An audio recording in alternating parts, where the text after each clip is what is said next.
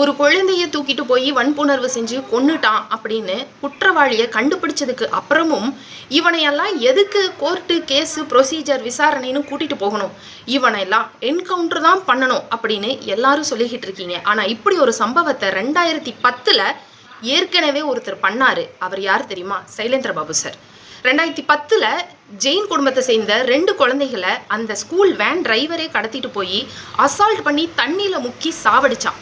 விசாரணைக்கு கூட்டிட்டு போறோம் அப்படிங்கிற பேர்ல ஓட விட்டு சுட்டு கொண்டு என்கவுண்டர் பண்ணி சம்பவம் பண்ணவர் தான் சைலேந்திர பாபு சார். இதுக்கப்புறம் தான் சைலேந்திர பாபு சாருக்கு நான் மிகப்பெரிய ஃபேன் ஆனேன். அவர் தன்னுடைய ஓன் ரிஸ்க்ல இதை செஞ்சாரு. ஏன்னா இப்படி ஒரு கேடுகட்ட கேவலமான செயல் செய்யறவனுக்கு இதுதான் தண்டனை அப்படின்னு அவரே ஓன் ரிஸ்க்ல அதை செஞ்சாரு. அன்னைக்கு யாருடைய ஆட்சி தெரியுமா? கலைஞருடைய ஆட்சி. கோயம்புத்தூர்ல இந்த சம்பவம் நடந்த போது அப்ப எனக்கு கல்யாணம் ஆகலை, நான் ஆஃபீஸ் போய்கிட்டு இருந்தேன். இந்த கேஸ் எனக்கு நல்லா ஞாபகம் இருக்கு. இன்னைக்கு நான் சூலூர் தான், கல்யாணம் ஆகி எனக்கு ஒரு பெண் குழந்தை இருக்கு. அவ்வளோ பெரிய பதட்டத்தை உண்டாக்கிக்கிட்டு இருக்கு. இன்னைக்கு இப்படி ஒரு கட்ஸோட யாராவது இதை செய்ய மாட்டாங்களா அப்படின்னு தான் நாங்கள் எதிர்பார்த்துக்கிட்டு இருக்கோம். ரியலி சொல்கிறேன், Sylendra Babu sir, we Coimbatore people miss you very badly.